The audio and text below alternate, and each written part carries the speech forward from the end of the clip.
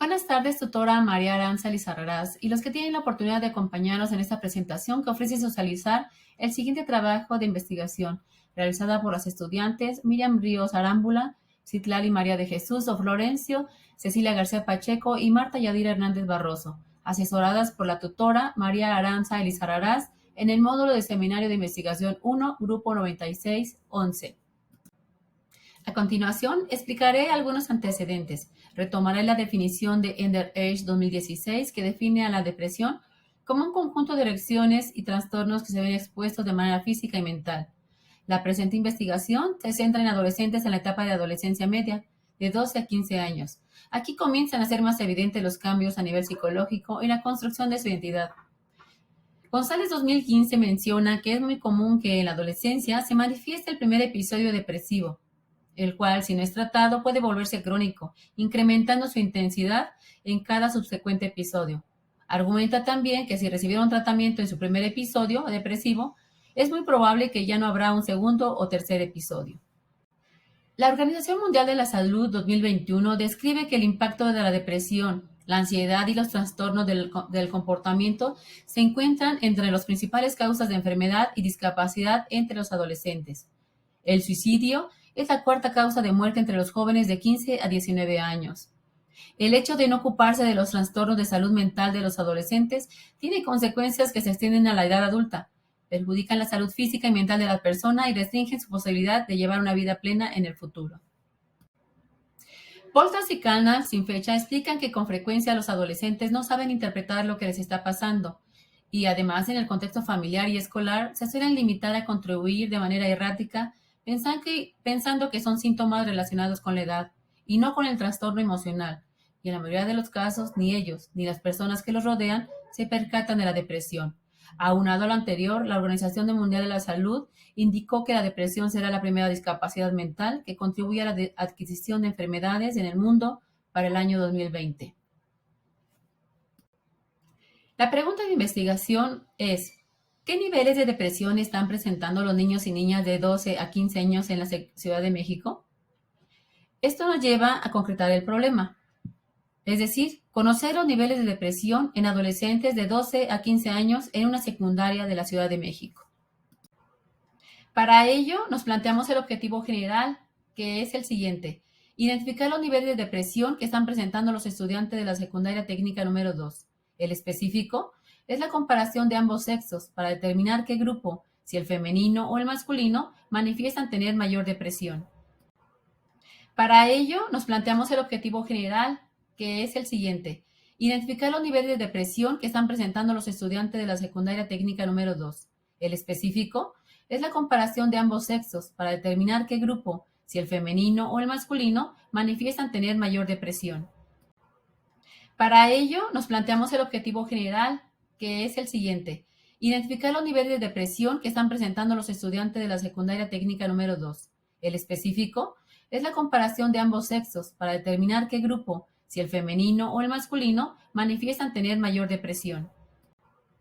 Para ello, nos planteamos el objetivo general, que es el siguiente: identificar los niveles de depresión que están presentando los estudiantes de la secundaria técnica número 2. El específico es la comparación de ambos sexos para determinar qué grupo, si el femenino o el masculino, manifiestan tener mayor depresión.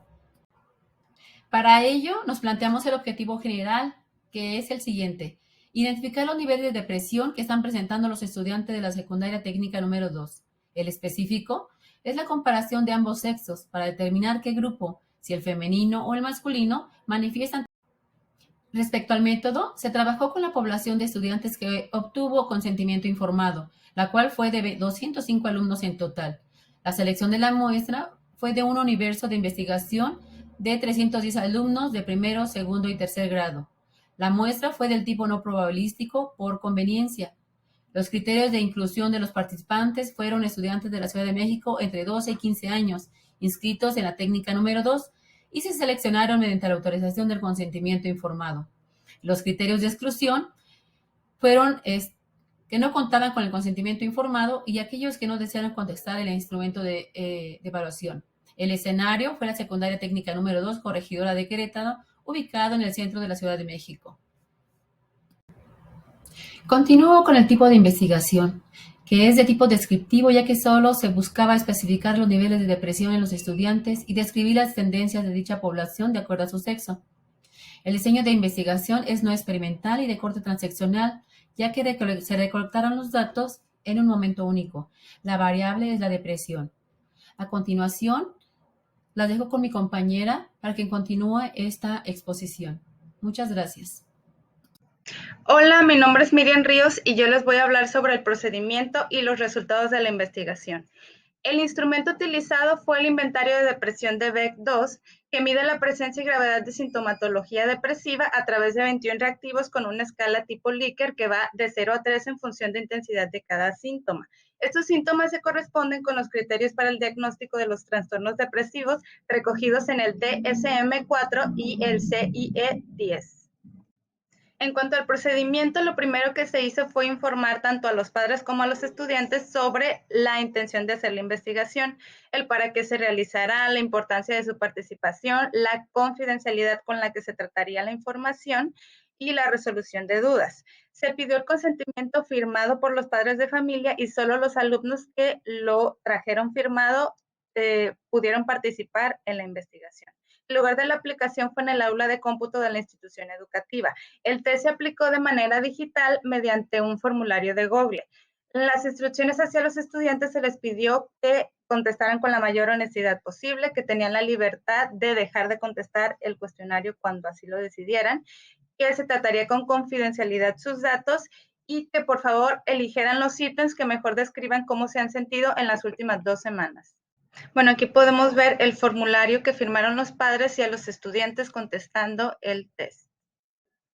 Para la evaluación de resultados se realizaron análisis descriptivos, medidas de tendencia central, pruebas de normalidad, prueba T y alfa de Cronbach con el programa de análisis estadístico SPSS.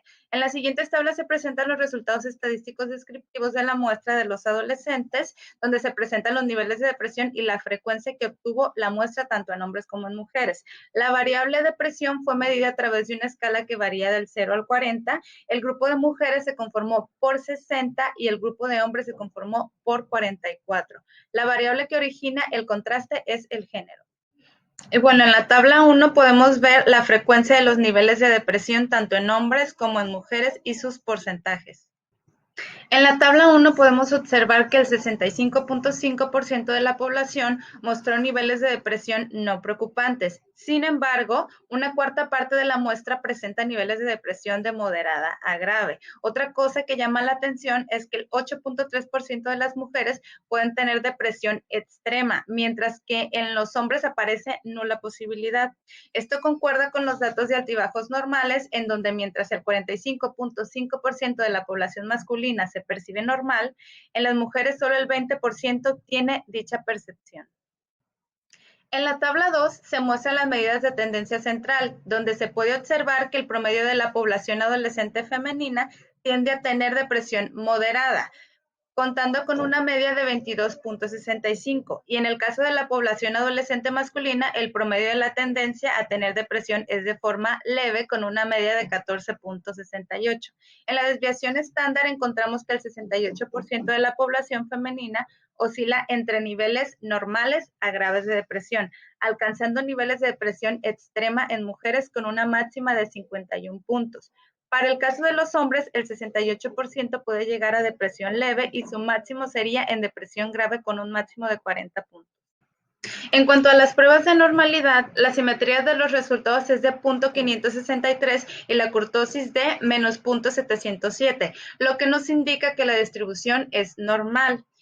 En la prueba T nos muestra que existen diferencias estadísticamente significativas entre ambos grupos de hombres y mujeres, es decir, que dichas diferencias no se deben al azar, donde las mujeres mostraron niveles más altos de depresión en comparación con los hombres. El alfa de Cronbach encontrado es adecuado, ya que se acerca a 1. De acuerdo con los resultados, si el ítem 21, pérdida de interés en el sexo, se elimina, la escala sube a 0.932.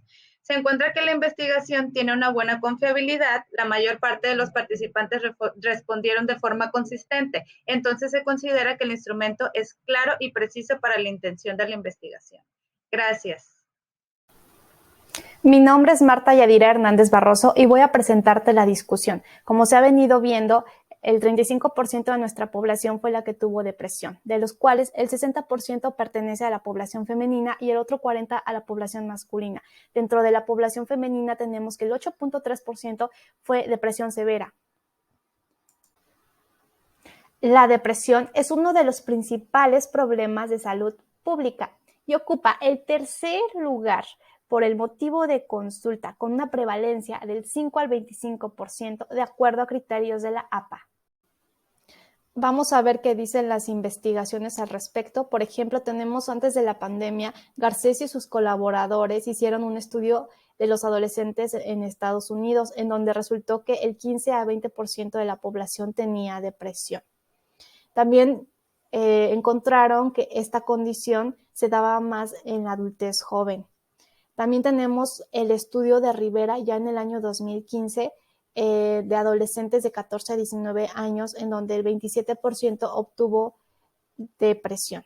Y en la tesis de Yadan en el año 2017 también hizo un estudio con adolescentes de 14 a 16 años, en donde obtuvo que el 65.75% salió con depresión, desde más bajo hasta el más severo. Como se ha venido viendo, pues a lo largo de los años la depresión ha ido aumentando incluso antes de la pandemia. Y ahora los datos de la pandemia tenemos que, de acuerdo a la encuesta de salud mental de adolescentes en México, que fue llevada a cabo por el Instituto Mexicano de la Juventud, obtuvo un promedio del 7.8% que obtuvo depresión grave, de los cuales, por ejemplo, salió que el 51% de la población salió positiva con algún problema mental, ya sea ansiedad, problemas alimenticios o depresión. Pero bueno, y el siguiente estudio que hizo fue Rodríguez en el año 2022, también fue durante la pandemia, y de hecho su estudio fue justo en esta afección relacionada con el COVID, y de los cuales la población total del 29 al 7% obtuvo depresión desde baja hasta grave. Y por último tenemos la investigación de Rosillo, igual en el año 2022, que fue durante también a finales de la pandemia, en donde relaciona la inteligencia emocional con la depresión, y sale que también en su inventario de Beck el 66.8% de su población obtuvo depresión. Como se ha venido viendo, se ha ido aumentando a lo largo de los años. No ha habido mucho la diferencia entre antes de pandemia y pospandemia. Tendríamos que investigar más artículos. Sin embargo, sí las cifras son bastante alarmantes, sobre todo, por ejemplo, la de Rosillo, que sí se ve un aumento considerable. Como se puede ver en esta presentación, las mujeres son quienes tienen un porcentaje más alto de depresión y son quienes tienen más incidencia a padecerlo. Mucho se debe a que tienen más atención, foco atencional en las emociones, y también en que pueden tener más proceso de rumiación que en el sexo masculino. Pero esto no es solamente de un género, sino varía en función de la educación, de los valores. Y al igual que en los índices de normalidad, las mujeres tienen menores índices de normalidad que los hombres. Mi nombre es Itlali Florencio Muñiz y en esta ocasión a mí me toca cerrar con las conclusiones. Como ya pudimos observar, el 35% de los adolescentes investigados presentaron depresión moderada a grave. El sexo femenino es el más afectado con depresión severa, mientras que el masculino solo presenta altibajos normales, intermitentes, moderados o con nula posibilidad de una depresión severa. Son muchos los factores que llevan a las adolescentes a tener depresión, que influyen en la depresión. Causas sociodemográficas, inseguridad, violencia intrafamiliar, pobreza, etcétera. Por otro lado, nos pudimos dar cuenta que un factor importante para la aplicación del instrumento y que éste se diera con facilidad es que fue aplicado a una población en específico. Sin embargo, una desventaja en esta investigación es que se limitó a nivel secundaria y a un solo rango de edad, además de una población cautiva en esa secundaria, llevándonos a que la universalidad de los resultados resultara limitada.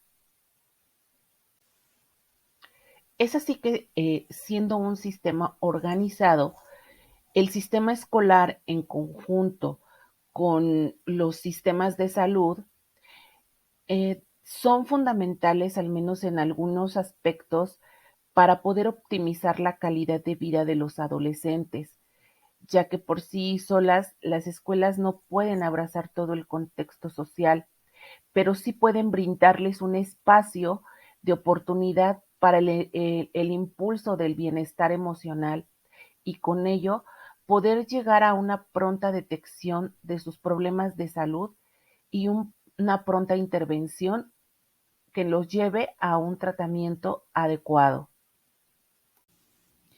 En la actualidad, la depresión en los adolescentes es muy común. Es importante crear estrategias que puedan detectar los factores protectores y de riesgos para prevenir su aparición. La prevención radica en el esfuerzo por reforzar la autoestima y la resiliencia para prevenir que estos trastornos aparezcan. Se puede hablar al adolescente acerca de expresar sus sentimientos, cuidar la alimentación, poner atención a determinados síntomas, participar en sociedad, evitar consumir alcohol y drogas, entre otros, apoyarse en la familia, hacer ejercicio, cuidar la higiene del sueño, así como si ellos se consideran en una situación de riesgo de adquirir depresión o se encuentran en una situación de depresión, solicitar ayuda profesional. Es importante observar que el futuro de nuestros adolescentes no depende solo de tratar una gripa, una tos, un dolor de estómago, sino de la capacidad de que ellos puedan hacer frente a los retos que se les presenta en este mundo cambiante y la intromisión de enfermedades que afectan el comportamiento en su salud mental y en su calidad de vida. Ejemplo de ello lo tuvimos o lo tenemos en el COVID-19. Si estas enfermedades no se previenen o se tratan a tiempo, pueden provocar comorbilidades y complejidades como el suicidio, dejando consecuencias en la comunidad y en la familia. Regularmente, el adolescente no suele buscar o pedir ayuda por sí solo. Estas pueden ser muchas causas: el miedo, la pena, el miedo a que esas emociones experimentadas sean minimizadas o la poca o nula comunicación que tiene con las personas de su entorno. Además de que aquí en México, si un adolescente solicita apoyo para su salud mental, es requisito indispensable que acuda en compañía de un adulto, ya sea el padre, la madre o la tutora, para recibir estas atenciones. Por otro lado, es importante ir derribando estigmas sobre la depresión, hacerles ver que la depresión no es sinónimo de fragilidad ni de falta de voluntad. Esta es causada por la combinación de factores biológicos, psicológicos y sociales.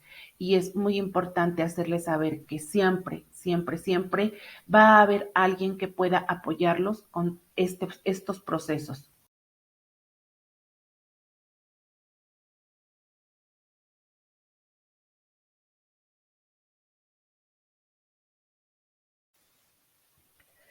Y por último, solo agradecer su atención y mencionar a mis compañeras de equipo. Este equipo estuvo conformado durante todo el semestre por Cecilia García Pacheco, Marta Yadira Hernández Barroso, Miriam Ríos Arámbula y una servidora, Citlali María de Jesús Florencio Muñiz. Infinitas gracias.